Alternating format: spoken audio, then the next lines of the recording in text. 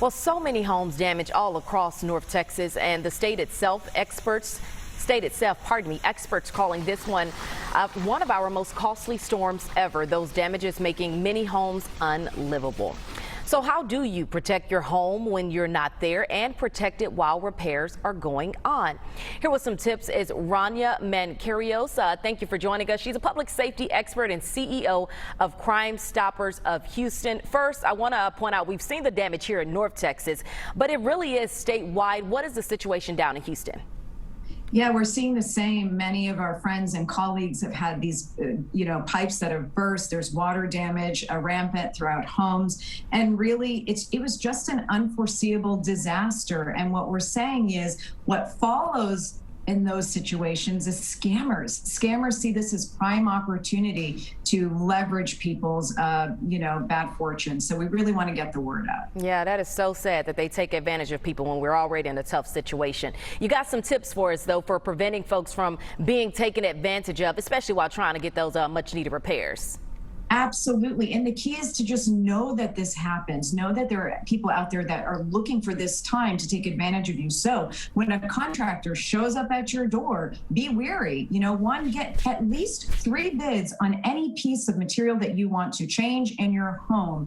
Make sure the contractor has a physical address, a phone number where you can reach them. You don't want to be dealing with an out-of-state contractor that only has a P.O. box, for example. Make sure that there's a contract that outlines what's going to happen, what the costs are, what materials will be used, how to rectify problems. If they're asking for cash up front, red flag, don't do it.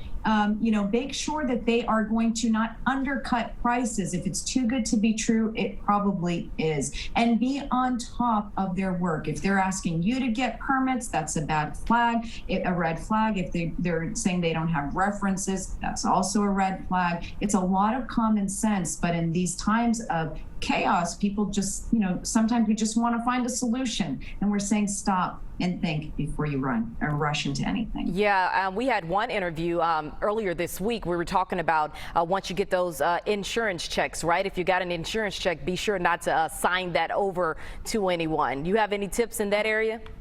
Absolutely. And be careful of contractors that say, look, we'll go ahead and make sure you don't pay your deductible, or we'll weave that in. That's fraud. That can't happen. Your insurance carriers have to be alerted. You have to handle things properly. And also remember, an insurance adjuster can oftentimes walk you through what marketplace prices will be for the project at hand. So there are many tools and resources at your fingertips to ensure that you're getting the proper care, you're paying the proper price, and you're getting the actual repairs that your home needs. Hey, Rania, briefly, can you tell us if someone does get taken advantage of, is there anything that they can do, or what can they do?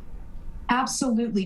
Keep records of everything. We always say that. Keep records of every correspondence, every payment, every piece of paper you've received. File a police report. Remember, the Texas Attorney General has a complaint number for these types of situations. Report. Leave reviews and references, because a lot of times we look for these contractors online. So make sure you let the community know. And then the TDLR is another place in the state of Texas that you can report these contractors. So there are many things you can do, and certainly civil and sometimes criminal liabilities fall in these scenarios. Yep. Rania Mankarious, thank you so much for the incredibly helpful information. CEO of Crime Stoppers. Have a good rest of your day. You too.